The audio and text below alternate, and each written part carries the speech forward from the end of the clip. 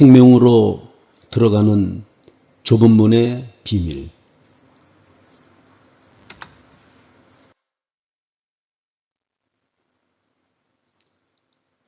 신약성경 마태복음 7장 13절에서 14절에 좁은 문으로 들어가라. 멸망으로 인도하는 문은 크고 그 길이 넓어 그리로 들어가는 자가 많고 생명으로 인도하는 문은 좁고 길이 협착하여 찾는 자가 적음이라. 누가복음 13장 24절에 좁은 문으로 들어가기를 힘쓰라. 내가 너희에게 이르노니 들어가기를 구하여도 못하는 자가 많으리라 그랬습니다.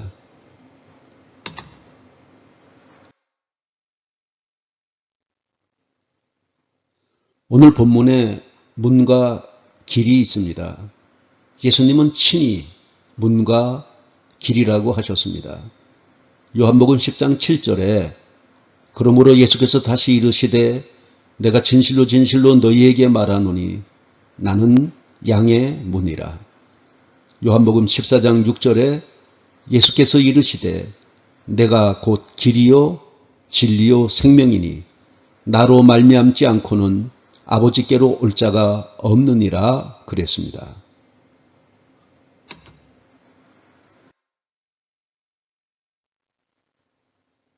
좁은 문으로 들어가라.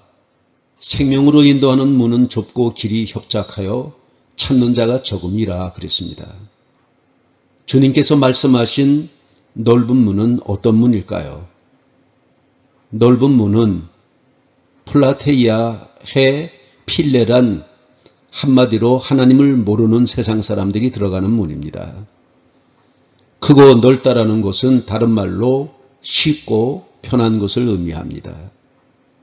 다시 말해서 넓은 문에 들어서면 가기 쉽고 편한 길이 곱게 뻗어 있는데 그 길은 겉으로 보기에는 매우 화려하고 주변에 재미있는 것들이 많아서 많은 사람들이 그 길을 찾고 그리로 들어갑니다.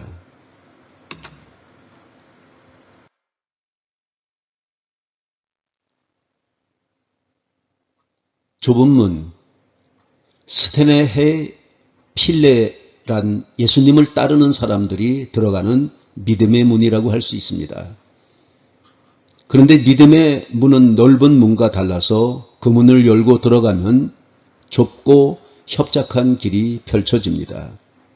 그 길은 자기 마음대로 가는 길이 아니라 예수님을 삶의 주인으로 고백하고 그분의 말씀대로 순종하며 가야 하는 길입니다. 이 길을 찾는 사람은 적습니다.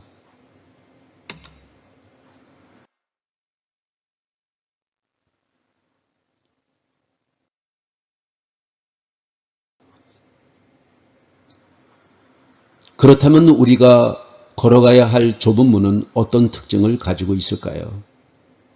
본문 14절에 보면 주님은 생명으로 인도하는 문은 좁고 길이 협착하다고 말합니다. 여기에 보면 좁은 문의 첫 번째 특징은 좁다, 협착하다 그런 뜻이 되겠습니다. 한마디로 매우 어렵고 힘들다는 말입니다. 좁은 문은 다시 말해서 예수님을 믿고 따르는 삶은 결코 쉽지 않다는 것을 말해주고 있습니다.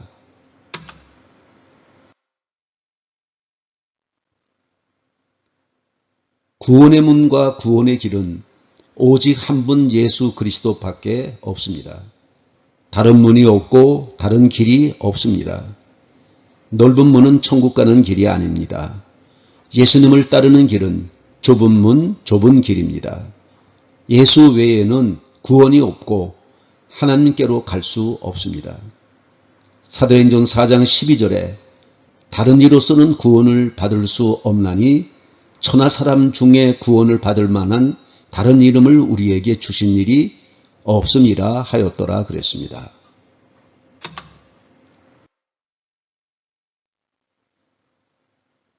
여기서 좁은 문 들어서기란 예수님을 믿겠다고 교회 안으로 들어오는 것을 의미한다면 좁은 길 걸어가기란 예수님을 따라가는 것이라고 할 수 있습니다. 우리가 상식적으로 생각한다면 좁은 문 들어서기와 좁은 길 걸어가기는 사실 하나이어야 합니다. 그러나 현실은 좀 다릅니다. 좁은 문으로 들어서기는 했지만 들어와서 보니까 걸어가야 할 그 길이 워낙 좁고 험하게 보여서 그 길을 포기하려는 사람들이 있다는 것입니다.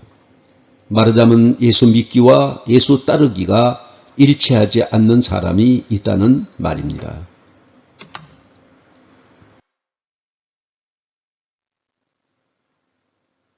사도 바울은 사도행전 14장 22절에 우리가 하나님의 나라에 들어가려면 많은 환난을 겪어야 할 것이라고 말했고, 예수님도 마태복음 5장 11절에 나로 말미암아 너희를 욕하고 박해하고 거짓으로 너희를 거스려 모든 악한 말을 할 때에는 너희에게 복이 있나니 라고 말씀했습니다.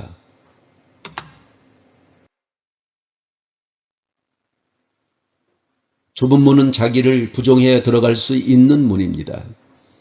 디모데후서 3장 12절의 사도 바울은 무릇 그리스도 예수 안에서 경건하게 살고자 하는 자는 핍박을 받으리라고 하여 신앙의 길이 좁고 어려운 것임을 증거하고 있습니다.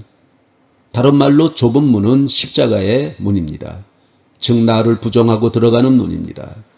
예수님께서 피로써 그 길을 닦아 놓으셨을 뿐 아니라 그 길 위에서 선한 목자로 우리와 동행하고 계시기 때문입니다.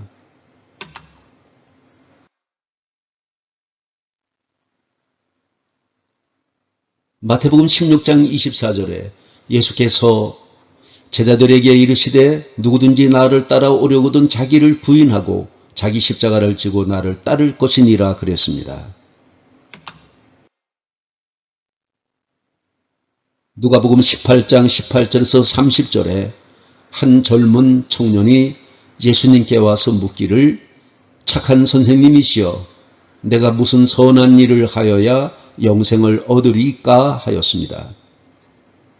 이때 예수께서 대답하시기를 내가 영생을 얻으려면 계명을 잘 지키라고 그랬습니다. 청년이 말하기를 어느 계명입니까? 예수께서 대답하시기를 살인하지 말라, 도둑질하지 말라, 거짓 증거하지 말라, 내 부모를 공경하라, 내 이웃을 내 몸과 같이 사랑하라 그랬습니다. 청년이 말하기를 이 모든 것을 제가 어려서부터 다 지켜싸우나 아직도 제가 부족한 것이 무엇이니까 물었습니다.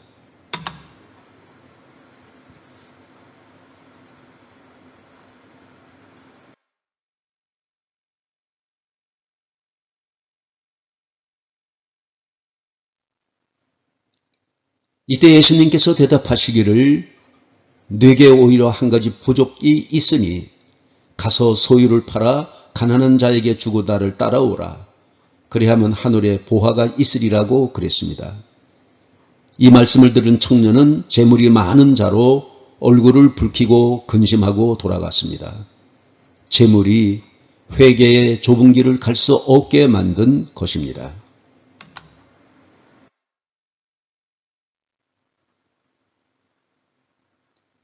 예수님께서 부자가 천국에 들어가기가 약대가 바늘구멍으로 들어가기보다 어렵다고 했습니다. 자기를 부정하고 자기 십자가를 져야 한다고 했습니다. 이런 말씀하시는 것을 보고 이게 아무래도 어렵겠는데 생각해서 제자들이 예수님께 물어본 것입니다. 구원 얻는 자가 적으니까? 예수님께서 10%다 20%다 그렇게 프로테지를 말씀하지 않고 딱 한마디 대답하시는데 좁은 문으로 들어가기를 힘써라 그렇게 말씀하셨습니다. 적다는 말입니까? 많다는 말입니까?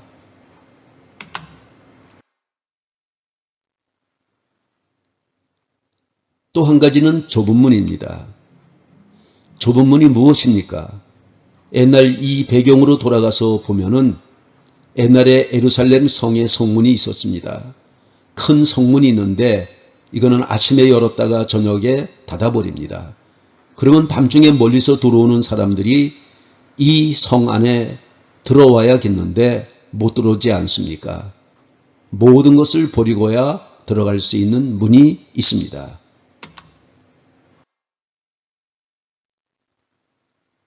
그분들을 위해서 비상구를 만들어 놓았습니다.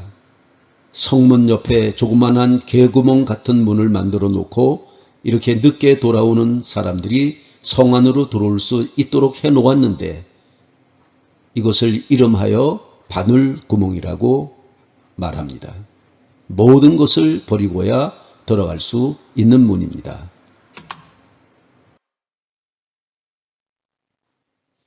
너무 작아서 바늘구멍이라고 하는 문이 있었다고 합니다.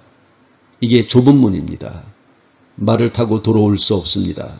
짐을 가지고 들어올 수 없습니다. 교만한 자도 높은 자도 안 됩니다.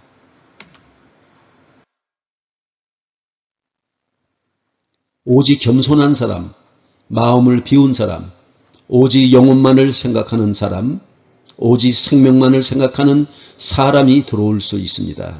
다 버려야 됩니다. 버릴 게 많아요.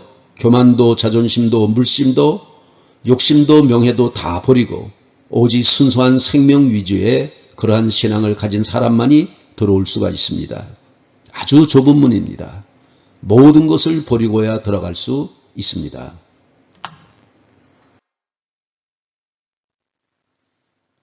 첫째, 어린아이와 같이 되지 아니하면 천국에 들어가지 못하리라고 그랬습니다. 무슨 말입니까? 어린아이와 같이 단순한 마음을 가져야 됩니다. 또 중생하지 못하면 천국을 보지 못하리라 그랬습니다. 이건 또 무슨 말입니까? 다시 태어나는 것입니다. 어린아이와 같이 태어나는 마음입니다. 자기 십자가를 지고 나를 쫓지 않는 자도 내 제자가 되지 못한다고 했습니다. 내 몫에 대인 내 십자가를 조용히 지고 좁은 문으로 들어가는 것입니다.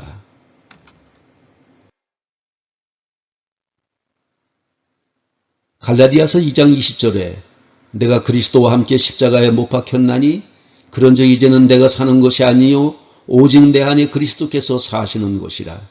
이제 내가 육체 가운데 사는 것은 나를 사랑하사 나를 위하여 자기 자신을 버리신 하나님의 아들을 믿는 믿음 안에서 사는 것이라고 말씀하고 있습니다.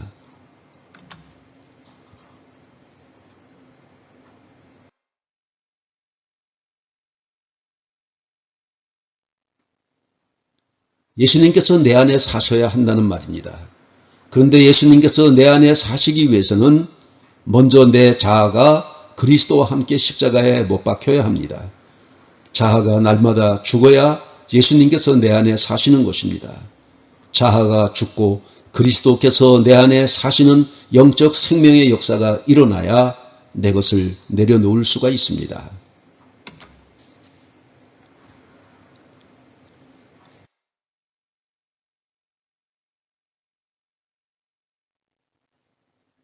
오늘 본문에서 자기를 부인하라 혹은 자기를 부정하라는 말은 상당히 포괄적인 의미를 가지고 있습니다. 즉 자기를 비우라, 자기를 죽이라, 자기를 무시하라, 자기 욕심을 버리라, 자기를 희생하라, 자기 주장을 버리라, 자기 권리를 포기하라, 자기 것을 잃어라 등등의 의미가 다 포함된 말씀입니다. 그릇에 좋은 물건을 담기 위해서는 먼저 전에 담겨있던 것들을 쏟아내고 그릇을 비워야 합니다.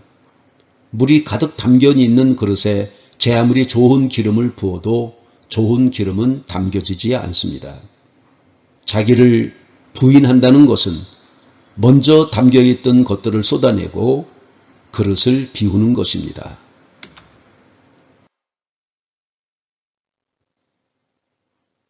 자기를 부인한다는 것은 지금까지 내 속에서 주인 노릇하던 나를 몰아내고 나 중심의 모든 생각과 욕망을 쏟아내고 내 마음을 비우는 것입니다. 자기 주관, 자기 편견, 자기 선입관을 부정하는 것입니다.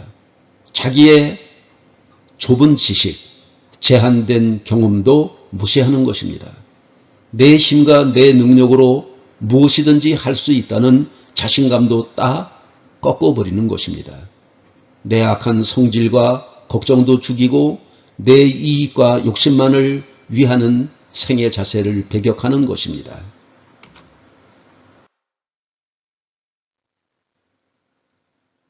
한 번은 예수님의 제자 시몬 베드로가 밤새도록 바다에서 그물질을 했으나 고기 한 마리 잡지 못했습니다. 근데 예수님께서 나타나셔서 베드로에게 명하시기를 깊은 데로 가서 그물을 내려 고기를 잡으라고 하셨습니다. 그때 베드로는 참으로 자기를 부정하는 믿음의 행동을 했습니다. 선생님, 우리가 밤이 맞도록 수고하였으되 얻은 것이 없지만은 말씀에 의지하여 그물을 내리리이다 하고 순종했더니 그물이 찢어질 정도로 많은 고기가 잡혔습니다.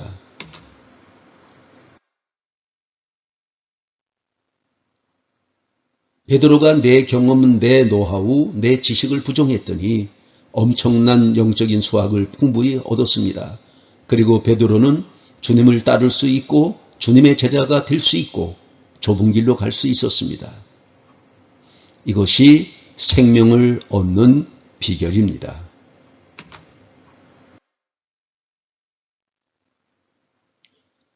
자기를 부정하는 것이 좁은 문으로 들어가는 것입니다. 이 문으로 들어가야 생명을 얻고 구원을 얻습니다. 길은 좁고 협착하여도 이 세상의 모든 것을 부정하고 주님을 얻을 수 있으니 이것이 좁은 문이요 생명의 문입니다.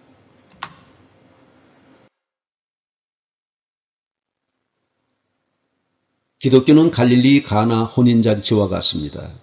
하나님 나라는 잔치집과 같다는 것입니다. 그런데 잔치집에 포도주가 떨어지고 모자란다면 큰일입니다. 잔치집에는 손님, 음식, 술이 있어야 됩니다. 그런데 갈릴리 가나 혼인 잔치집에는 포도주가 떨어지고 말았습니다. 이것을 주님은 해결해 주셨습니다. 모자라고 부족한 점을 채워주셔서 혼인잔치가 행복해졌습니다. 갈릴리 가나의 혼인잔치는 하나님 나라를 상징합니다.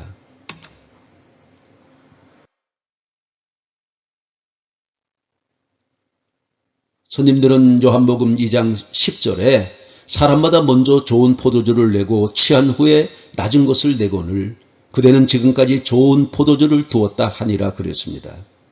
이 말은 세상 사람들은 먼저 눈에 보기에 좋은 것, 편한 것, 화려한 것을 선택하고 좋아합니다. 그러나 기독교, 즉 천국은 처음에는 보잘것없고 적고 화려하지 않아도 나중은 물이 포도주 되는 것처럼 귀한 것을 보게 됩니다. 이것은 처음에 넓은 문은 많은 사람이 통과하고 화려하고 편하게 보여도 그것은 생명이 없습니다.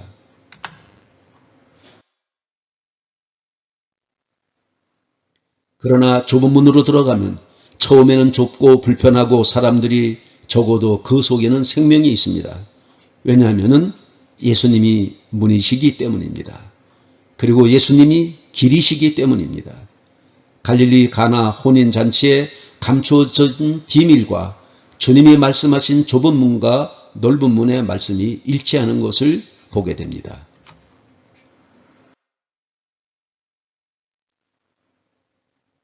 물이 포도주 되는 기적과 축복은 하나님 나라의 행복과 축복을 보여주는 상징이기도 하지만 넓은 문과 좁은 문의 비밀을 보여주기도 합니다.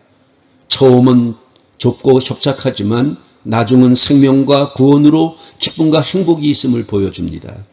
욥기서 8장 7절에 뇌의 시작은 미약하였으나 뇌의 나중은 심히 창대하리라.